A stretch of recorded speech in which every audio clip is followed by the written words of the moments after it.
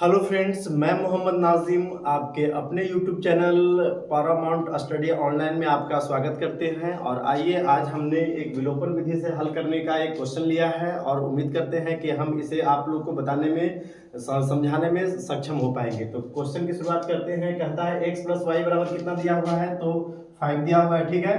और x minus Y का value कितना दिया हुआ है, तो 3 दिया हुआ है, ठीक है। अब देखिए, ये दोनों समीकरण को हल करना है, ठीक है। अब इसको कौन सी विधि से हल करना है, तो हमें विलोपन विधि से हल करना है। कौन सी विधि से हल करना है, तो इसको विलोपन विधि से हल करना है। तो समीकरण x प्लस वाई बराबर 5 को समीकरण 1 मानते हैं और x माइनस वाई बराबर 3 को हम लोग समीकरण 2 मानते हैं, ठीक है। समीकरण 1 और 2 को हल करने के लिए सबसे पहली बात कि अगर इसको हमको विलोपन विधि से हल करना है तो इसके लिए हमें इसका जो गुणांक है वो पहले बराबर करना होगा। तो हम इस पर अगर नजर डालते हैं तो x और दोनों x का जो कोफिशिएंट है, मतलब जो गुणांक है वो बराबर है। हम इसको x का भी गुणांक बराबर है और y का भी गुणांक बराबर है। तो देखिए, जब दोनों का गुणांक अगर बराबर दिया हुआ रहे तो आपको कहीं पर गुणा करने की आवश्यकता नहीं है, ठीक है ना। तो देखिए, अब यहाँ तो गुणा नहीं करना है, लेकिन चिन्ह पे ध्यान देना होगा। अगर दोनों के पास अगर प्लस है, अगर उसको अगर कैंसिल करना है तो आपको माइनस करना होगा। एक के पास अगर प्लस है और एक के पास क्या है, माइनस है, अगर उसको कैंसिल करना है तब वहां पर आपको क्या करना होगा, तो वहां पर आपको प्लस का काम करना होगा। तो यहाँ पे देखते हैं कि एक के पास प्लस है और एक के पास माइनस है। अगर हमको इसी को कैंसिल करना है तो अपोजिट साइन वाले के साथ में हम लोग प्लस का काम करते हैं, मतलब विपरीत चिन्ह वाला अगर रहे उसको कैंसिल करना रहे तो उसके लिए क्या करना होगा, प्लस का काम करना होगा, ठीक। तो समीकरण 1 में जो है समीकरण 2 से क्या काम करना होगा, तो समीकरण 1, क्योंकि हम लोग को y को कैंसिल करना है तो इसलिए यहां पर क्या करेंगे, समीकरण 1 जोड़ समीकरण 2, ठीक है, किसी को दिक्कत नहीं है। अब यहां से लिखेंगे क्या, x प्लस वाई बराबर 5 और x माइनस वाई बराबर 3, ठीक है, कोई दिक्कत नहीं है।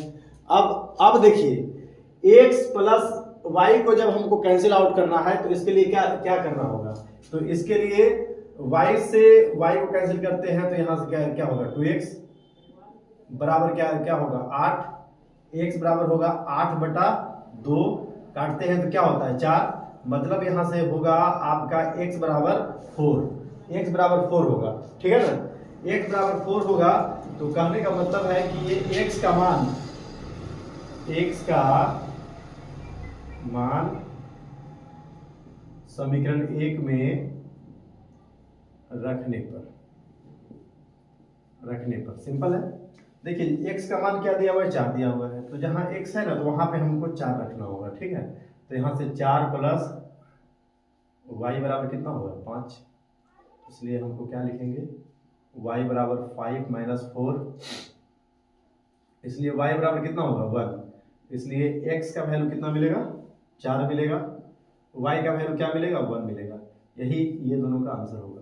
सिंपल सा क्वेश्चन था। देखिए, x प्लस वाई बराबर 5 दिया हुआ है, x माइनस वाई बराबर 3 दिया हुआ है। इन दोनों समीकरण को हमें विलोपन विधि से हल करना है। इस दोनों समीकरण को हमें विलोपन विधि से हल करना है। क्योंकि हमने डिसाइड किया है कि वो y को कैंसिल करना है तो पहले दोनों का चिन्ह देखते हैं। चिन्ह क्या है, एक के पास प्लस है और एक के पास क्या है, माइनस है। जैसे ही अपोजिट मतलब अलग अलग चिन्ह वाले को अगर काटना रहे वहां पे आपको क्या काम करना होगा, समीकरण 1 और समीकरण 2 को जोड़ देना होगा। जोड़े तो y से y क्या हुआ, कैंसिल हुआ, y से y कैंसिल हुआ, और कैंसिल होने के बाद फिर क्या क्या मिला, x प्लस x क्या हो गया 2x, 5 प्लस 3 क्या हो गया 8। अब देखिए, यहाँ 2x बराबर 8 था तो ये जो गुना में है इसको इस तरफ भेजेंगे तो क्या होगा भाग में, तो 8 का भाग 2 से होगा तो क्या होगा 4, मतलब x का वैल्यू क्या मिलेगा 4। अब x का मान समीकरण 1 में रखते हैं, समीकरण 1 में भी रख सकते हैं, समीकरण 2 में भी रख सकते हैं, आपका आंसर वहां से भी मिलेगा। तो जब हम लोग समीकरण 1 में रखते हैं तो क्या आता है 4 प्लस वाई बराबर 5, मतलब y का मान जो मिलेगा ना वो 5 में से 4 घटेगा तो एक मतलब x बराबर 4 मिलेगा। x का मान क्या है 4 और y का मान क्या चला है 1। सिंपल सा क्वेश्चन था और आई होप कि आप लोग को ये क्वेश्चन समझ में आया होगा, उम्मीद करते हैं।